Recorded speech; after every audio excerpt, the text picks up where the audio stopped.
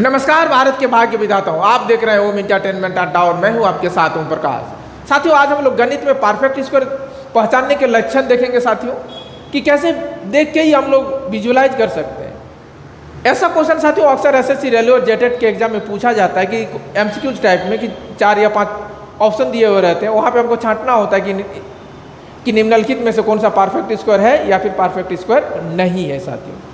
तो हम लोग लक्षण देख के, हुलिया देख के, कि मलेरिया हुआ है कि लवेरिया हुआ है, या पहनावा उड़ावा देख कि बिंदी हिंदी और सारी मतलब भारतीय नारी। तो साथियों चलिए देखते हैं कि कोई नंबर परफेक्ट स्क्वायर है या नहीं है। हम लोग कैसे पता करें?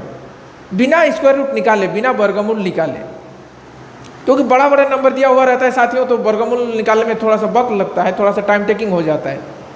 तो हमको अगर जल्दी अपने मंजिल तक पहुंचना है तो हम लोग कैसे पहुंचेंगे साथियों? इस तरह से अगर 1 से लेकर 9 तक हम लोग कोई भी नंबर लिखते हैं तो 1 से लेकर 9 तक रहेगा या फिर 0 रहेगा उसमें।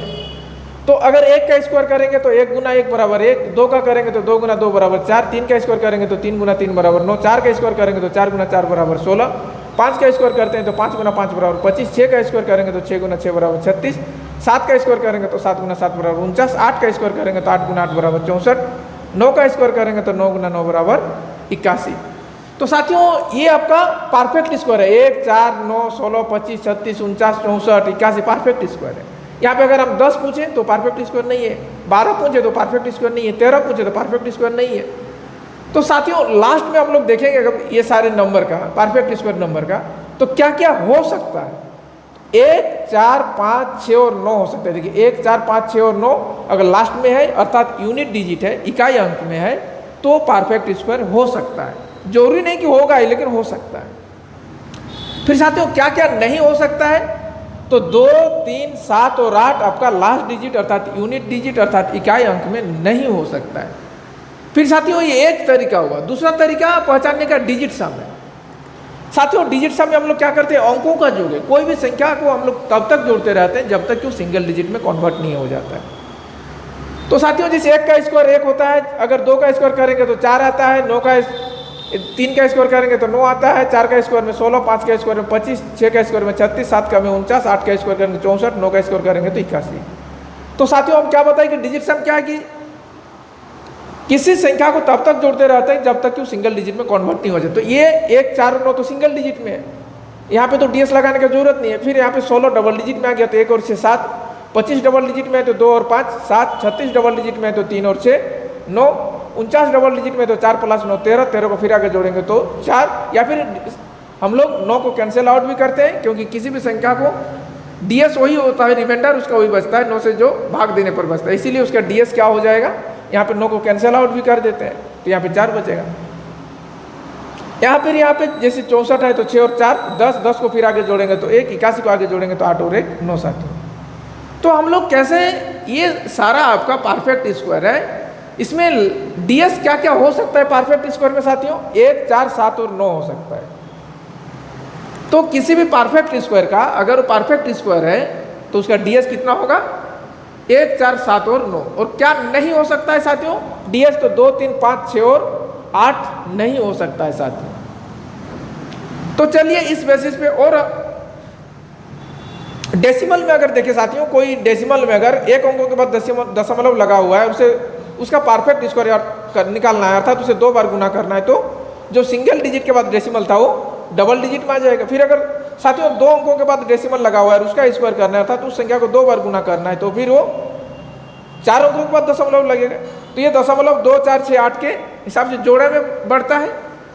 तो साथियों चलिए, जैसे ये 121 आपका परफेक्ट स्क्वायर है, ये आप सब जानते हैं, ये भारत का बच्चा जानता है, लेकिन देख के अगर पता ना होगा, बिना वर्गमूल निकाले अगर पता करना है, बिना स्क्वायर रूट निकाले अगर पता करना है, तो कैसे पता करेंगे? तो साथियों देखिए इसका लास्ट डिजिट 1 है, तो लास्ट डिजिट क्या हो सकता है? 1 हो सकता है, तो ये इस नियम को फॉलो कर रहा है। फिर आपका डीएस 1, 2 और 1 मतलब 4, डीएस 4 है, तो क्या डीएस 4 परफेक्ट स्क्वायर हो सकता है साथियों? तो जी हाँ, बिल्कुल हो सकता है। तो इस प्रकार हमारा 121 परफेक्ट स्क्वायर हो सकता है साथियों। फिर हमारा जैसे 225 है, ये परफेक्ट स्क्वायर है कि नहीं है, कैसे पता करेंगे? ये तो आप सब जानते हैं, लेकिन अगर हमको देख के बताना है तो ये हमें रोड टू तोता की तरह रटाया गया है कि 15 का स्क्वायर 225 होता है, लेकिन अगर देख के पहचानना है, विजुअलाइज करना है, तो कैसे पता करेंगे साथियों? लास्ट डिजिट 5 है इसमें 225 में, तो लास्ट डिजिट 5, हाँ तो परफेक्ट, किसी भी परफेक्ट स्क्वायर में लास्ट डिजिट 5 हो सकता है। फिर तो दोस्तों DS 9 आ रहा है, तो क्या DS 9 आने से परफेक्ट स्क्वायर हो सकते हैं? तो जी हाँ बिल्कुल साथियों, किसी भी परफेक्ट स्क्वायर का DS 9 हो सकता है। फिर जैसे 729 है साथियों, हमको कैसे पता है कि परफेक्ट स्क्वायर है या नहीं है? तो साथियों हम लोग लास्ट डिजिट सबसे पहले देखेंगे, तो लास्ट डिजिट 9 हो सकता है, तो जी हाँ बिल्कुल लास्ट डिजिट किसी भी परफेक्ट स्क्वायर का हो सकता है। फिर DS भी 9 आ रहा है साथियों, तो क्या किसी परफेक्ट स्क्वायर का DS 9 हो सकता है? तो जी हाँ बिल्कुल हो सकता है। तो साथियों इस प्रकार ये भी हमारा परफेक्ट स्क्वायर है। तो चलिए 2 क्वेश्चन यहाँ पे हम लिए एग्जाम्पल के तौर पर, देखते हैं। क्वेश्चन में क्या दिया हुआ है कि पूछा गया है कि परफेक्ट स्क्वायर निम्नलिखित में से कौन सा परफेक्ट स्क्वायर है, मतलब किसका वर्गमूल निकाला जा सकता है। तो साथियों हम लोग सबसे पहले क्या करेंगे, यूनिट डिजिट से चेक करेंगे या लास्ट डिजिट से। तो क्या क्या लास्ट डिजिट हो सकता है? 1, 4, 5, 6 और 9। क्या क्या नहीं हो सकता है? तो 2, 3, 7 और 8 लास्ट डिजिट यानी इकाई अंक नहीं हो सकता है। तो इस हिसाब से ये लास्ट डिजिट के हिसाब से ये आपका एलिमिनेट हो जाएगा, क्योंकि इसका इकाई अंक 8 है और 8 इकाई अंक वाला आपका परफेक्ट स्क्वायर नहीं होता है साथियों। फिर साथियों अभी हम लोग DS अप्लाई करेंगे। तो DS में क्या करते हैं? तो साथियों हम लोग 9 को कैंसिल आउट करते हैं। तो 9 को अगर कैंसिल आउट करते हैं तो ये 9 कैंसिल आउट, 5 और 4 9 कैंसिल आउट, कितना बचा? 6 और 2 8, इसका DS हुआ। फिर साथियों ये 9 कैंसिल आउट, 5 और 4 9 कैंसिल आउट, 1 और 2 आपका 3 हो जाएगा DS साथियों। तो क्या DS 8 हो सकता है किसी परफेक्ट स्क्वायर का साथियों? क्या DS 8 हो सकता है? तो नहीं हो सकता है, तो ये भी आपका इलिमिनेट हो जाएगा साथियों।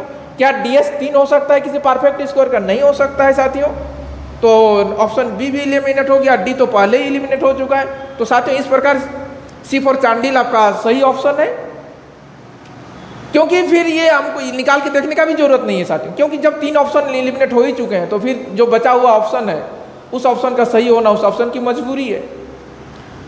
तो इस प्रकार साथियों हम लोग देखें कि इसका सही उत्तर क्या हो जाएगा, C फॉर चांडिल। फिर साथियों एक और क्वेश्चन लिए, उसमें भी ये भी पूछा, दोनों क्वेश्चन साथियों पूछा हुआ क्वेश्चन है। तो यहाँ पे भी साथियों सबसे पहले क्या चेक करेंगे, हम लास्ट डिजिट चेक करेंगे, अर्थात इकाई अंक। तो इकाई अंक क्या क्या हो सकता है?